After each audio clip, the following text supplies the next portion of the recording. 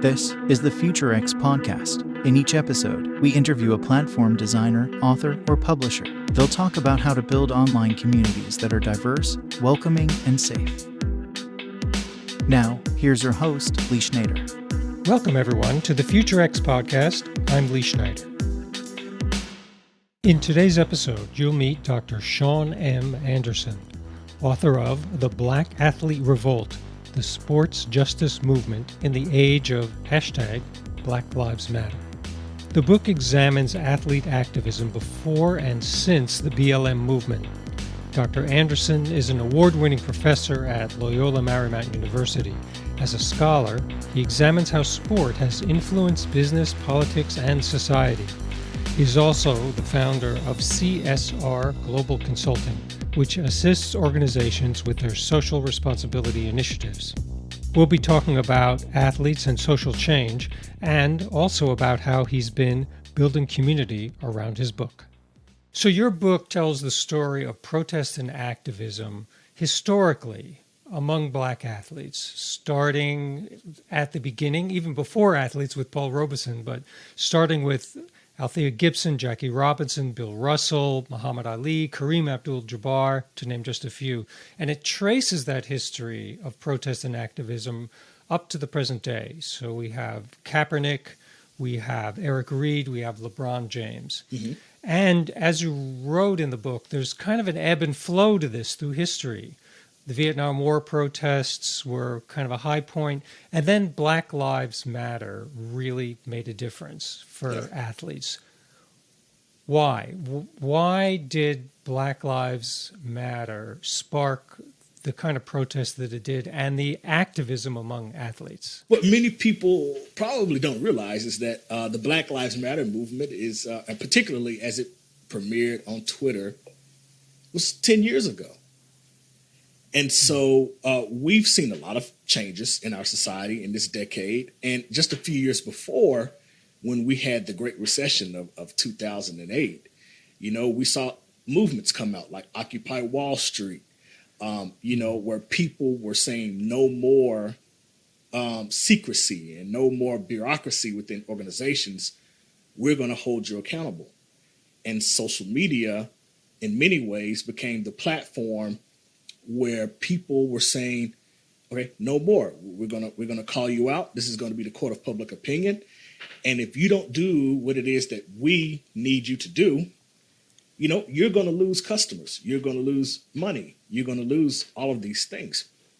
And so the Black Lives Matter movement sort of brought about this national and eventual global concern about issues such as police brutality, and it eventually morphed into diversity, equity, and inclusion, and all those things that have never really been brought about and talked about in organizations in times past. And so that platform sort of gave athletes, even high-profile athletes, this sort of catalyst, this sort of revitalization, if you will, to talk about social issues and not get penalized like, say, a Muhammad Ali did years before. And so it was the shift in our society, the shift to hold organizations accountable, that sort of woke up this new movement. In the book, you do a great parallel to help me. It helped me think a lot about the long term, connecting Muhammad Ali with Colin Kaepernick. Right. And I started thinking about the differences and the similarities between what they did. They were both protesting, saying no, Ali against the war, Cap against police brutality and the rights of people of color. And they both paid a price. There was a penalty for both. How does that affect what the athlete might or might not do? Do you think that's in the forefront of their mind, or it's more like, it's time, I have to do this? No, absolutely. It's in the forefront because today, if you're an athlete who's talking about any issue, whether it's police brutality or issues in the educational system, voting, it's a shut up and dribble, shut up and play. You don't know what you're talking about. stay in your lane, go score and entertain me. And mostly the people who say this are people who are armchair politicians themselves, sitting in their living rooms, watching the news and sharing their stories. And so the difference between today and the athletes of yesteryear, particularly during the Civil War, was that you got punished like Muhammad Ali. You were basically told you either need to go to prison or go to war. You didn't have a lot of athletes who followed through with that because they didn't want that punishment to come down on them. You know, we had the 1968 Olympic protests with the Black Power fist to show solidarity with Muhammad Ali. But then those athletes were then removed from the Olympics, never really to reach their potential when it came to the type of work you can do after you perform at the Olympics to that degree. And so whereas today, though, you know, it's the high profile athletes who have really, you know, stepped in to say, okay, Colin Kaepernick, you were the martyr, but we're going to stand behind you and continue to push and continue to talk about the needs of protests, but now to shift the conversation into policy reform. And how can we go into the criminal justice system to make reform? How can we go in to talk about voting? How can we talk about equity? How can we move into the places of ownership and structural changes? Those are the differences that we're seeing today versus that time before, because back then it was a brutal type of punishment that you would receive if you engaged in that type of activism. So again, athletes now are really trying to change the organizational structure of how things are disseminated and how things are passed down now, which is not perfect, but we are at that point to talk about those things. It's a credibility thing in part, right? Yeah. We're talking about people who maybe were perceived as entertainers. You're just there to, you know, shut up and dribble, just play. But then you have people like LeBron James or Magic Johnson who are, they're wealthy, they're accomplished business people, they're global personalities. Mm-hmm. Does that all contribute to the credibility factor? Or do people silo it and say, well, LeBron's a really good businessman, but, you know, he bought a Starbucks and he's doing Starbucks, blah, blah, blah, but he doesn't know anything about social justice. I mean, can people really make that argument anymore? And do they? Yeah, no, see, that's a great point. You know, we all know of the history of Magic Johnson, what he had to go through post his career. But like you say, he's built something massive relative to the business world, and he's involved in everything from movies to even other sports. Right. LeBron is on that same trajectory. But here's the thing. You know, when we're talking about equality and you're talking about all of the things that Black folk and people of color are trying to fight for in general, you know, it all stems from what was supposed to be done after the Civil War of 1865, where everybody was supposed to get their fair share of land and build up from there.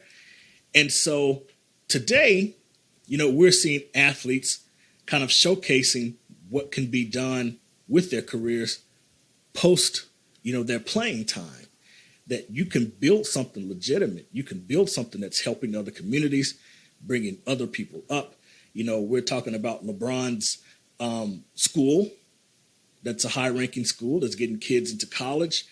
You know, Magic Johnson, again, has his hands in everything. And so that's also bringing about the socioeconomic aspect of sport that has been so critical in need over the last years. We're talking about the ownership of sport leagues being predominantly white. But now you're seeing athletes say, okay, I've played.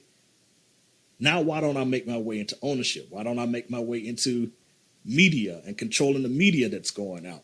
So it's something that's necessary, even though people will still critique them as these dumb jocks who just have people in their corner who are pushing their agenda. But no, these athletes are showing that they are intelligent and that they are capable of making a difference, even beyond their playing time. someone like LeBron, or for that matter, Magic, or Kareem, these are heroic figures, almost bigger than life. Right. They seem like giants, not not just literally, but figuratively. But are we seeing a lot of athletes not only looking to them, but just looking into themselves and saying, it's time. It's time for more Black leadership in sports. It's time for fair hiring practices. Right. It's time for a lot of injustice that I've seen to stop. Do we see a lot of athletes thinking that way? Or do they need permission? Do they need, the $1 billion deal? Yeah. It's funny because when you're going back into the dormancy of athlete activism, say late 80s, all of the 90s, early 2000s, there was this common law practice of understanding that I'm an athlete. The NBA, the NFL, they're making more money now than ever before through television rights and things like that. I don't want to get in trouble because I don't want to lose out on that money. And the common law practice from the owners and commissioners was like, you should be happy that you're in this league.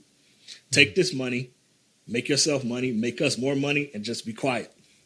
We take that story back to Mahmoud Abdul-Rauf, who I would say was the Colin Kaepernick before Colin Kaepernick, who in the 90s spoke out in his silent protest about police brutality by turning his back to the flag when the national anthem was played. And then David Stern, who was the commissioner of the NBA at that time, was essentially like, you're out of here. No more.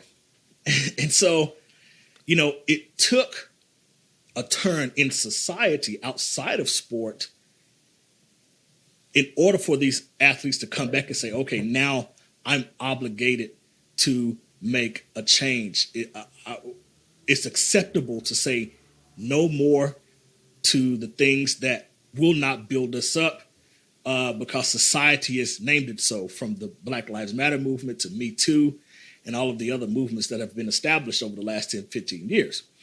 And so it's been a domino effect that has been, again, something that's great. These athletes are calling out a lot of problems. They haven't been perfect because I would tend to always say that these athletes need a fact checker with them on everything that they do, everything that they have a concern about, so that this person can go and check and say, okay, is this legitimate? Is this real? Should I do this? And then go forward with it.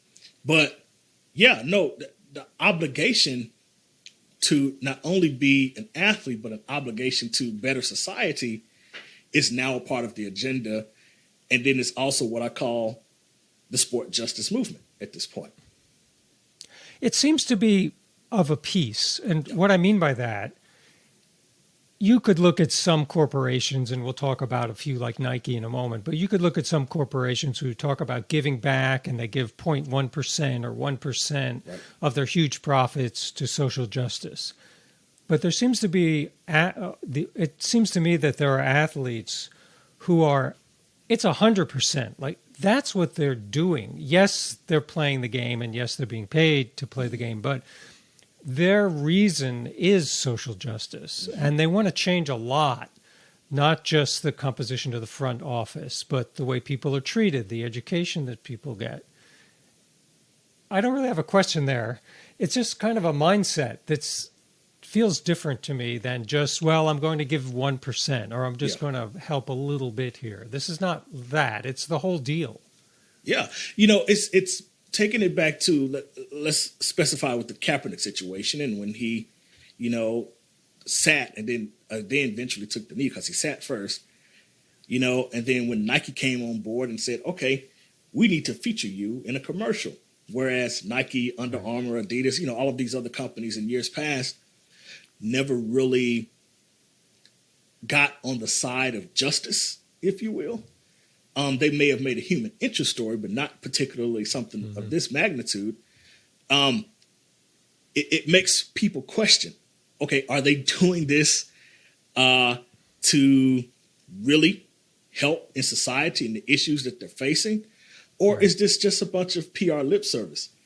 Now, one could say, absolutely this is a bunch of PR lip service. Activism is a hot topic right now, and you're going to do whatever you need to do to, make money. So that's one side of the coin. The other side of the coin is like, finally, you've stepped up and have put activism and social justice into your bottom line of operation. So it's good and bad that you have to weigh with it. What will happen is we have to see how the next few years will come about. What other type of platforms will you associate your organization with? If a partnership with a team is detrimental to the overall cause of social justice, will you back away from that team? Will you back away from that athlete or whoever it is that you're sponsoring? That remains to be seen. But again, this is where we are with these conversations on reform and social change. It's not going to be overnight. We're going to have to wait a couple of years, but that's where we are. Mm-hmm. Yeah, I think, too, of athletes like Naomi Osaka or Paula Badosa who have spoken out about depression, a taboo subject at one time. Yep. But their sponsors, as far as I know, haven't deserted them. They haven't become taboo people. They've become spokespersons for this mental state, the difficult aspects of doing a sport like tennis. Do you think Nike and the NFL and the big organizations who do give some money, not a lot, but are giving more, do you think those big organizations have suddenly realized, most of the people playing these sports are black, and that is bad optics? Or is it coming from something more sincere? It's interesting. When I'm watching an NBA game, for example, and I'm watching Charles Barkley talk on NBA on TNT, he mentioned something that I'm quite sure many people think when it comes to mental health and the issues that many of these athletes face. So in his conversation, he was talking about the NBA players who are saying that they are depressed and they have to deal with a lot of stress when it comes to fans, when it comes to their families, all of these things, and media and all of that. And Charles Barkley said, look, you're getting paid $25 million a year to play a silly game of basketball. All of the other stuff that you're dealing with is just a part of the territory when it comes to your salary. So you should be thankful in many ways that, that's the only thing you have to deal with relative to the game. But, again, he's talking about a time where he played where athletes probably still had a lot of mental health issues, but it was very taboo. No one wanted to talk about it. But we are definitely in the need to focus on the mental health issues of athletes. For example, when an athlete gets injured and they feel like they need to still compete, so they will put whatever drug in their body to help sustain themselves. And we have the issues. We saw the DeMar Hamlin case back in the NFL season, literally have a heart attack on the field, and the league was trying to determine whether or not it still wanted to play. And so the question now becomes not if mental health in sports is necessary, but how can we get involved with the plethora of issues when it comes to mental health? We think about Simone Biles in the Olympics. She couldn't participate. Right. She talked about mental health. But before she even explained everything that went wrong with her, you had the whole world coming against her. You need to compete. You're representing us. So we are at a space and at a time where that's necessary.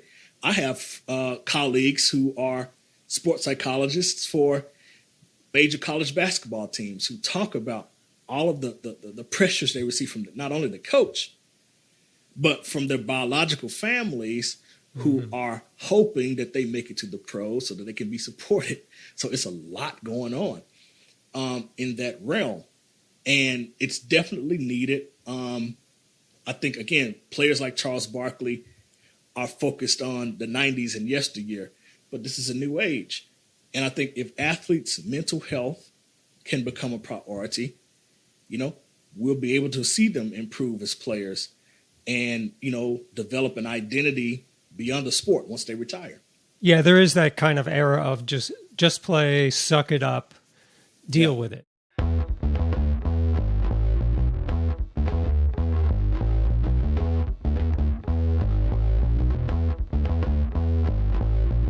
A lot of athletes play in pain. It's part of what they do. And I wonder, since you were mentioning sports psychologists, how much is that a challenge to overcome, in the sense that you're playing in pain, but there's also systemic racism. There's also inequality. There's lots of pain out there. There's the depression that's in yourself, and there's the depression that's in the world. Do sports psychologists have to deal with that with their clients and the people they're helping? All the time.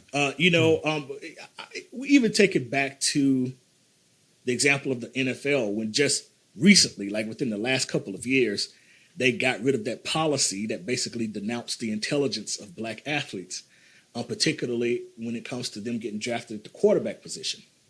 So, the NFL has been around for years, and I'm quite sure that concept of the intelligence factor of athletes has been there for quite a while. And to get rid of that recently shows the inequities within the game.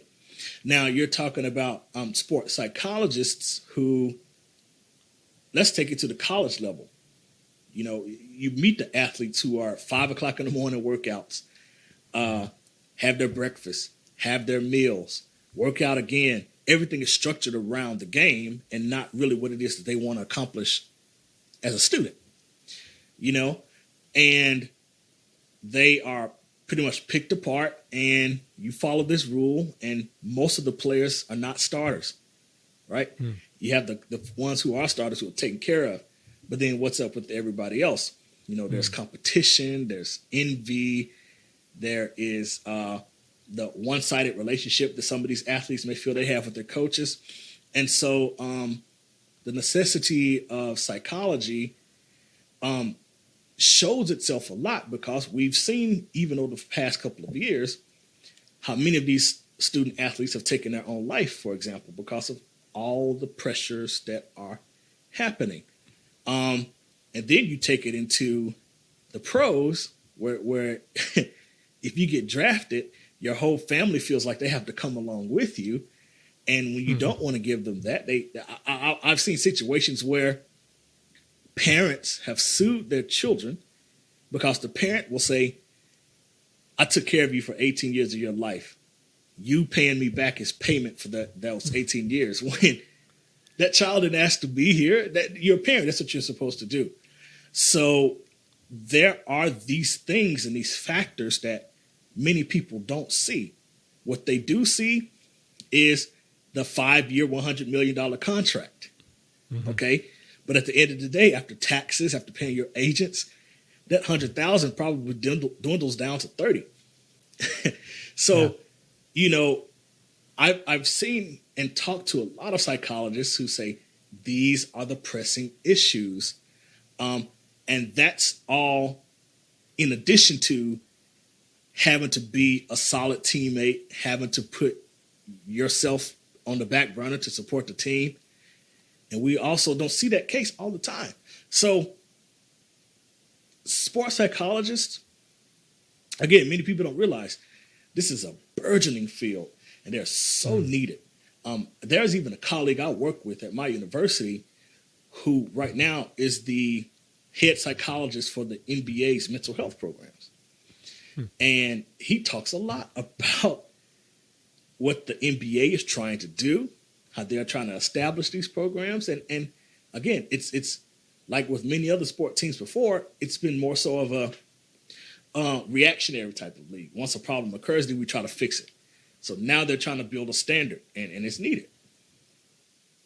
That would imply a bit of optimism, maybe, because it used to be the common approach is there's an incident, we have a response. But you're talking about something that's more proactive. Yeah. So do you think we have reason to be optimistic that some of these big organizations are going to do the right thing by the players more often? Yeah, I believe that there should be optimism in the fact that they are doing that, but the issue is even taking it into all of these sport organizations that are hiring a vice president for DEI, for example. Yeah. They're just thrust into the role, and you're just told to figure it out. No strategy, no form. And so many of these, and I've talked to several of these people before too, and we've had to sit down and actually strategize and game plan on how they should perform in their role, the research that should be done, the needs assessment, the SWOT analyses, all of these things that should occur in order to understand the unique individuals within the space. And not a lot of DEI professionals in sport leagues have that opportunity. And so what happens then, 6 months after they hired, they leave to go somewhere else where they feel a little bit more supported, a little bit more appreciated. And so there's optimism that the organizations are now talking about trying to fix the issues. The pessimistic side then would be, okay, it's great that you're talking about it, but you're not interested in change management. You're not interested in actually pursuing the things that will bring about a new trajectory within the organization. And that's the problem that we see. And that's why it's going to take a few years for most of this stuff to even make a dent in tangible social change. Yeah, I think of the owners. I go to the top. Yes. And I look at the owners for the most part, and I see old-time, white, supportive of the system, and i.e. supportive of systemic racism. Yeah. And I think that's a hard mountain to climb when you have that kind of owner at the top. No matter how many DEI people you hire and support you might give them, you still have that person at the top. So do you think there will only be real change when we see a more representative ownership system? Yes, absolutely. That's one of the things that needs to shift, as we move forward. We think about Michael Jordan, who is now in talks of selling the Charlotte Hornets. Okay, so if that happens, then look at where the NBA is going to be. We think about owners such as Dan Gilbert, who, when LeBron left Cleveland, he was, oh my God, you're leaving us. I built this franchise around you, and now you leave us. For him to go to Miami and then to come back, and then he welcomes him back in open arms. But you just burned his jerseys just a few years ago. So, right. But that then shows the power of the owner. LeBron is in the twilight of his career. He's going to be done. His son is going to come in. But Dan Gilbert, Jerry Jones of the Dallas Cowboys, they're going to be here to stay. And they're just going to pass that down to their families. And so that's the structure that needs to be amended. We think about the Denver Broncos when they were on the block to be sold. And we had black leaders such as Byron Allen and others who put their name in the sort of raffle to buy the team. But then you had the Walmart family just swoop in. And how could you deny that family in many cases? So the structures of ownership are going to take a long time, unfortunately, to change. But what is good in the meanwhile is if we look into positions such as the presidents of teams, general managers, of course, coaches, if we begin to see those movements happen, and we begin to see how those particular people in those places actually have a lot of power to make changes, then we can get closer and closer to that step of the ownership box. But until then, again, we're going to still see the issues. We're going to still see the struggles as we move forward. So often comes from the top. Yeah. Let's talk about your book for a moment. What has been the best way you found to promote it? How are people hearing about it? Yeah, so, I have a great publicist, and she, her name is Nanda Dassault, and she helps me in navigating the media landscape as to who to reach out to, who to talk to.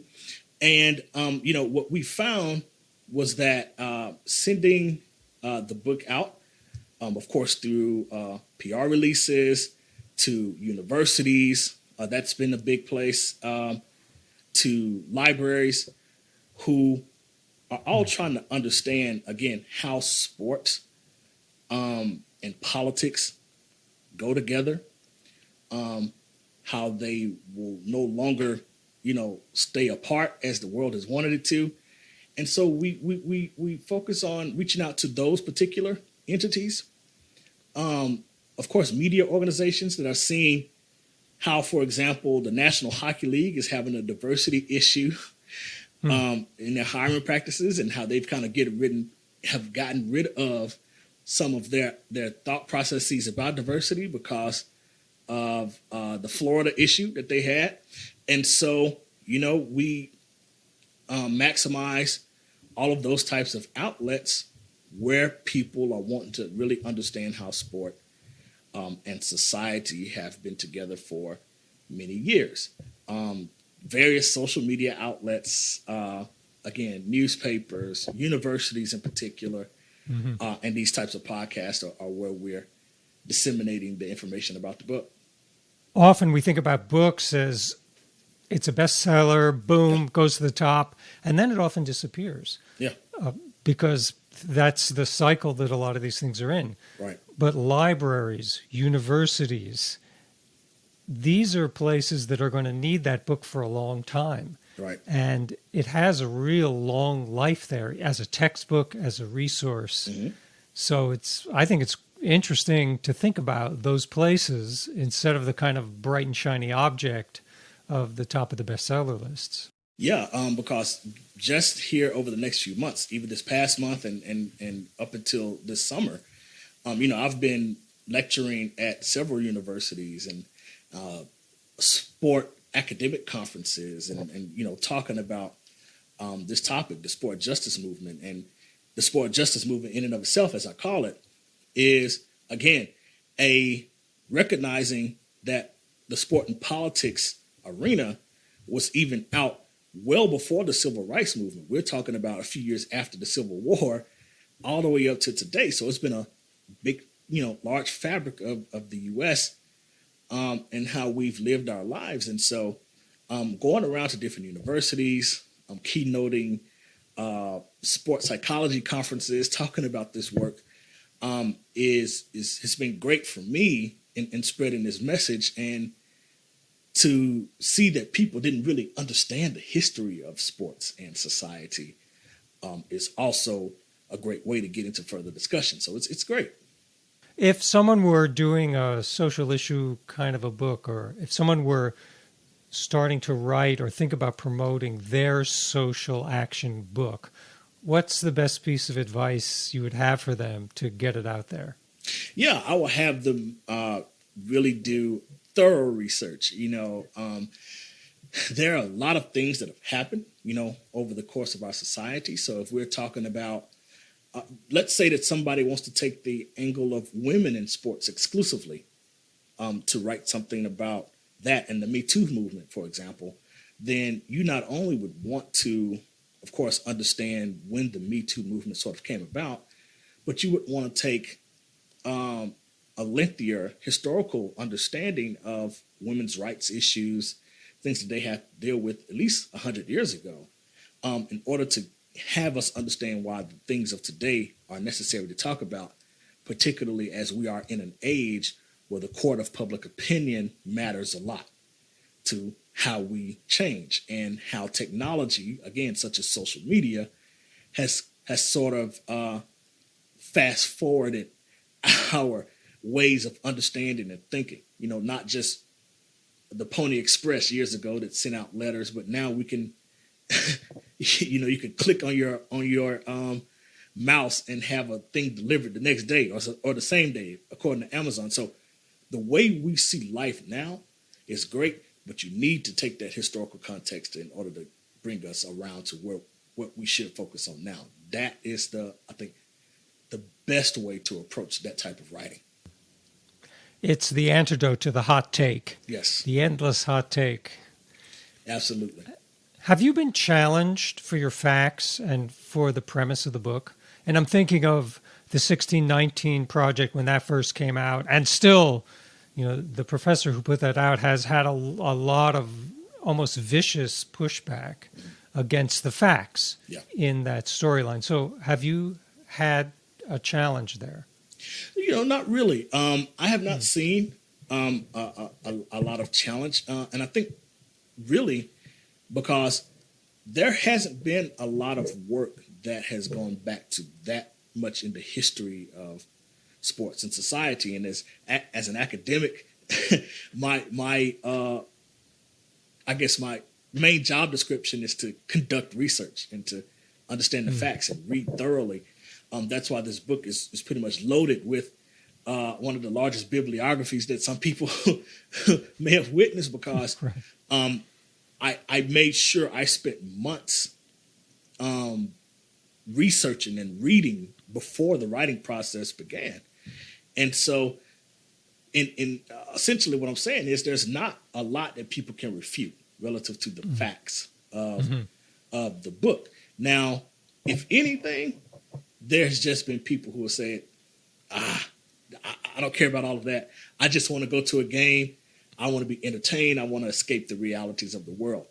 And we get that because sport is an entertaining factor in our society. However, these athletes are human. They have to go home to their families at the end of the day. They have to deal with a lot. So it's necessary for us to see all of that. And that's really, again, the only pushback that I've gotten, but it's rare. You can find Dr. Anderson's book, The Black Athlete Revolt, The Sport Justice Movement in the Age of Black Lives Matter, on Amazon, wherever you buy books online or off. And what social media handles and contacts should we share for you when people want to find you? Sure. So you can go to my website. It's www.Shaun, SHAUN, Mark, MARQ, Anderson, ANDERSON.com. On Instagram and Twitter, it's Shaun Mark Speaks. On Facebook, it's Sports Doc and the letter A after that. And on LinkedIn, you can find me, Shaun Mark Anderson, PhD. I am usually all over those social media sites, putting out not only this work, but the inspiration factors behind writing. I also talk about myself as a burgeoning gardener. So, you'll find pretty much anything of my life going on those places. Is there anything that we forgot to talk about that you wanted to cover? I just want to emphasize that we see sports, again, as this entertaining platform. But we can't get mad at athletes who continuously live in the realm of sport and politics, because in 2015, the United Nations designated sports as one of its vehicles to engage their sustainable development goals. And so if anybody doesn't know what those are, these are the goals that the United Nations established. Some of them are the eradication of poverty, human rights, community sustainability, equality. They put these as the key components to the way that businesses should operate. Why? By having the goals to eradicate many of these issues by 2030. And they designated sports as one of those vehicles. So it's a global thought process now, and it's global in its politics, it's global in its communication, it's global in the business side of everything. So we can no longer sit here and say that sport and politics is this taboo topic or this just run-of-the-mill language that's out there. No, it's an official platform with the United Nations, and we have to treat it as such. Thanks so much for doing this today. I really appreciate it. No, thank you.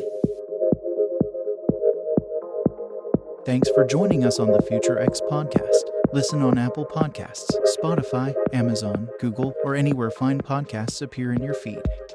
Post a comment on Apple Podcasts, and we'll read it on the show. For more info about FutureX, visit futurex.studio.